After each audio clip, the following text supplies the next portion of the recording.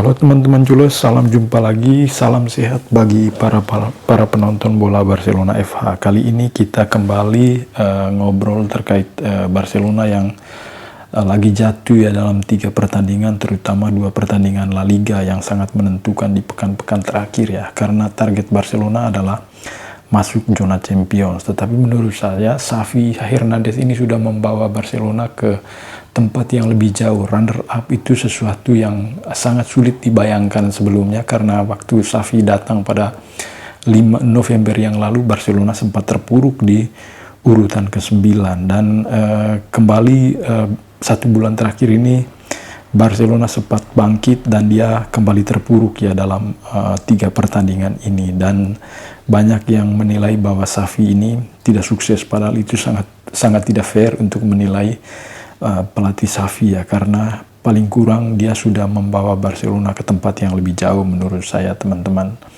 Nah, kalau saya melihat dari beberapa pertandingan, terutama 3 atau 2 pertandingan terakhir lah ya, menurut saya ada beberapa faktor yang membuat Barcelona itu kalah atau gagal dalam 2 pertandingan atau 3 pertandingan beruntun. Yang pertama sekali adalah tidak efektifnya lini serang ya. Jadi Barca banyak menciptakan peluang tetapi tidak bisa menuntaskan dengan baik ya. Lawan Rayo dan Cadiz misalnya mereka mencatat sampai 18 tembakan tetapi tidak bisa mencetak gol. Memang ada faktor tangguhnya kiper lawan, tapi umumnya Barca membuang terlalu banyak peluang, terlebih Ferran Torres ya.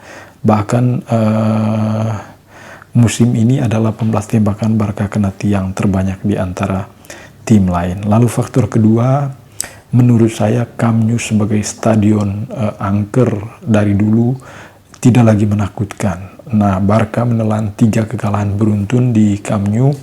Ini catatan yang tidak terbayangkan sebelumnya ya. Terlebih 3 kekalahan itu pun terasa mengecewakan dan menyakitkan. Catatan buruk ini mengkhawatirkan. Barca terakhir kali 3 kali beruntun kalah itu di kandang tahun 97-98, 98-99. Jadi ini baru muncul lagi ya di era Xavi. Lalu masalah cedera ya. Jadi Barca memang masih mendominasi penguasaan bola dari laga ke laga, gaya main khasnya Blaugrana. Namun mereka juga sering kehilangan bola karena umpan-umpan ceroboh.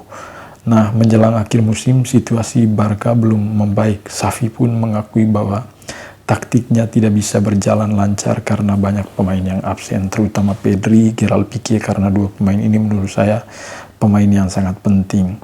Lalu umpan-umpannya juga tidak akurat ya, terutama Sergi Busquets ya, karena sudah tua umpan-umpannya sudah sangat tidak akurat dan sebenarnya perlu dicadangkan loh Xavi. Saya tidak mengerti juga Xavi ini kenapa dia harus selalu memasang Sergi Busquets, padahal masih ada Frenkie de Jong di sana yang bisa bermain pada posisi yang sama.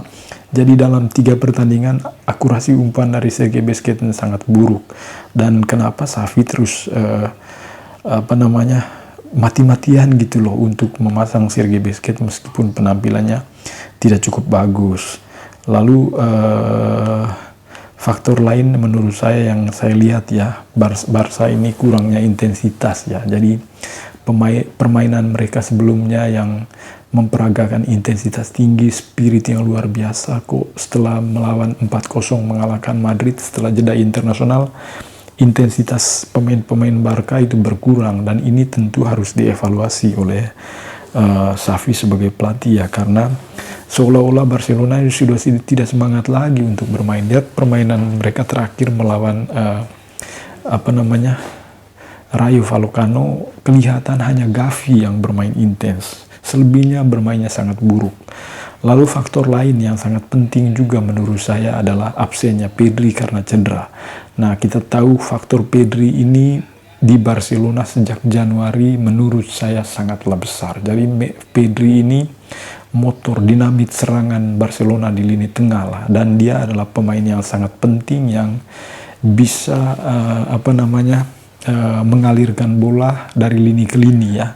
Kalau Pedri bermain rasanya sangat sempurna untuk Frenkie de Jong bermain sangat bagus. Tetapi kelihatannya Frenkie de Jong belum padu bersama Gavi, atau mungkin karena tempatnya Frenkie de Jong itu terlalu ke depan, karena menurut saya dia tidak terlalu cocok untuk menjadi gelandang serang gitu, cocoknya di posisi Sergi Busquets. Hanya masalahnya adalah Xavi tidak banyak memberi ruang bagi Frenkie de Jong untuk mengeksplorasi ya, posisi yang saat ini sudah sedang ditempati oleh Sergi Busquets. Padahal Sergi Busquets menurut saya dalam 3 pertandingan buruk, akurasi umpannya sudah nggak bagus lagi dan seharusnya sudah di-bench kan ya menurut saya.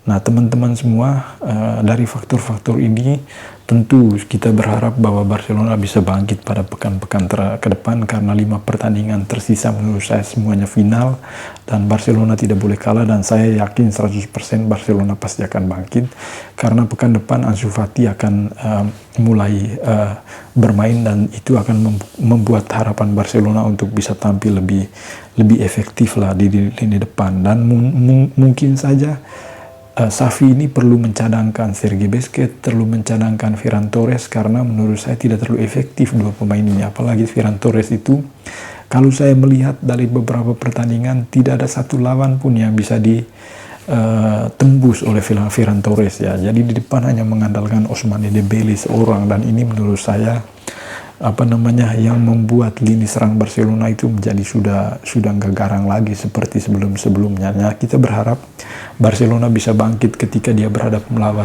Atletico Madrid, melawan Atletico Bilbao, dan menghadap Real Madrid. Semoga dia bisa bergairah kembali dan Xavi bisa mengatasi semua ini. Apalagi dalam pemberitaan, Xavi kan sudah mengundang pemain-pemain untuk makan bersama ya. Ini untuk mempersatukan tim, keharmonisan tim itu penting, dan ini menurut saya pendekatan yang sangat bagus. Akhirnya teman-teman, terima kasih. Jangan lupa komen, like, dan subscribe channel kami ini.